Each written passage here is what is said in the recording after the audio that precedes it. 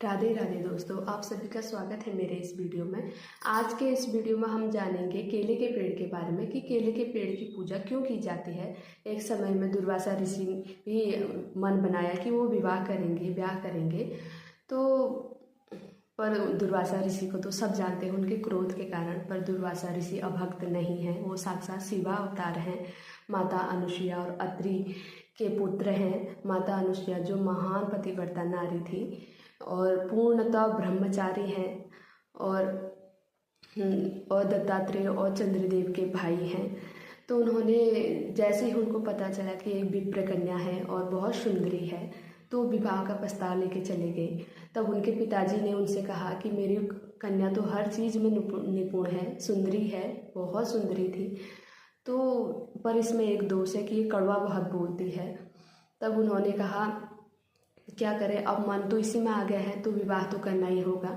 तब उन्होंने कहा हर चीज़ में निपुण है, संगीत, भोजन बनाना, हर घर के कामों में, तो अगर कभी कड़वा बोल भी दे तो आप क्षमा करते रहे भगवान। तो क्योंकि आप दोनों ही गर्म सौभाग्य हो गए, क्योंकि एक ठंडा एक गर्म हो तो गृहस्थी चल भी सकती है। तभी दुर्वासा ऋषि ने कहा कि मेरे शब्दकोश में तो क्षमा नाम का शब्द ही नहीं है, क्योंकि मैं बाद में श्राप दे देता हूँ। और कुंती मैया का तो कहते हैं कि कुंती मैया का कर्ण को जन्म देना भी दुर्वासा ऋषि का ही श्राप था, क्योंकि वो विवाह से पहले ही पुत्र को जन्म दे चुकी थी, तो उनका ही श्राप था।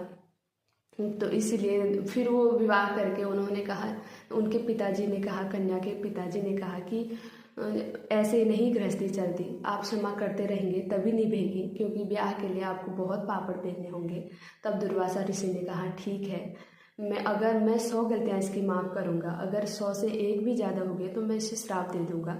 तब उन्होंने कहा बावड़ी थोड़ी ना है जो 100 तक बोलती रहेगी, कृपया करके आप ले जाइए। तब वो गए, विवाह करके ले गए। जैसे ही घर ले गए कुछ भी बोलते वो बोलती जाती उल्टा कड़वा बोलती जाती। जैसे ही 99 हुए और दुर्वासा ऋषि ने कहा कि हे देवी अब 99 हो गए हैं, तो और 2-4 बोलने लगे और कहने लगी क्या हो गया, फिर 99 हो गए, 2-4 और कड़वा बोलने लगी, क्या कर लेगा तू। जैसे ही उन्होंने कहा भस्मीभव, हे दुर्बुद्धि तू भस्मीभव, तो वही राख की ढेरी हो गई, वो भस्म हो गई। और उन्होंने कहा आज के बाद कभी विवाह का मैं नाम नहीं निकालूंगा, क्योंकि विवाह करके मुझे पता चल गया है कि मैंने सोचा था कि संसारिक सुख होता है इसमें, तो इसमें कोई सुख नहीं है। तो वो जीव आत्मा अपने पिता के पास पहुंची और उसने कहा पिताजी, हे पिताजी, आपने मेरा विवाह तभी किया था, उन्होंने तो मुझे भस्म कर दिया। तो उसके पिताजी बहुत कष्ट में थे और बहुत पीड़ा में थे अपनी पुत्री का ये हाल देख के। वो आए दुर्वासा ऋषि के पास और उन्होंने कहा विवाह के बाद ही आपने मेरी पुत्री को भस्म कर दिया, आपने जैसे ही उसे भस्म किया है वैसे ही उत्पन्न करिए। तो दुर्वासा ऋषि ने कहा नहीं, ये फिर भी मेरे गले पड़ेगी, क्योंकि ये कहाँ जाएगी। तो उन्होंने कहा नहीं, मुझे ये नहीं करना है। फिर उन्होंने कहा नहीं, आपको मेरी पुत्री को तो उत्पन्न करना ही होगा। तब उन्होंने कहा ठीक है, मैं इसको अपने लिए तो उत्पन्न नहीं कर सकता, पर इसे भगवान का प्रिय बना दूंगा। तो उन्होंने फिर उसे जैसे ही उन्होंने उस राख की ढेरी से जैसे ही उन्होंने मंत्र किया तो उन्होंने एक केले के पेड़ को जन्म दे दिया वहाँ से।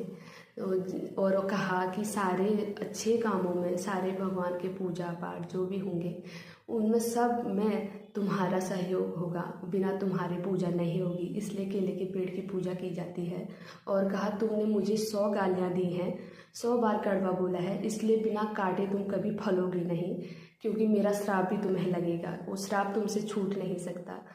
तो दोस्तों आज की इस कथा से हमें पता चलता है कि हमें क्रोध पर नियंत्रण रखना चाहिए हमेशा, क्योंकि हमेशा एकदम तो हम अपने क्रोध पर नियंत्रण नहीं रख सकते हैं, क्योंकि धीरे धीरे हमें अपने क्रोध पर नियंत्रण रखना चाहिए। पर जब आपको क्रोध आए तो आपको शांत रहना चाहिए, एकदम चुप हो जाना चाहिए, क्योंकि क्रोध का कारण है कुछ भी मुँह से उल्टा सुल्टा और गालियाँ बकना। इसलिए सबसे पहले चुप रहना चाहिए क्रोध में और भगवान का नाम हमेशा लेते रहे। अगर आपको ये वीडियो अच्छा लगे तो चैनल को लाइक करें, शेयर करें, सब्सक्राइब करें और स्वस्थ रहिए, व्यस्त रहिए और हमेशा श्री राधे राधे बोलते रहिए।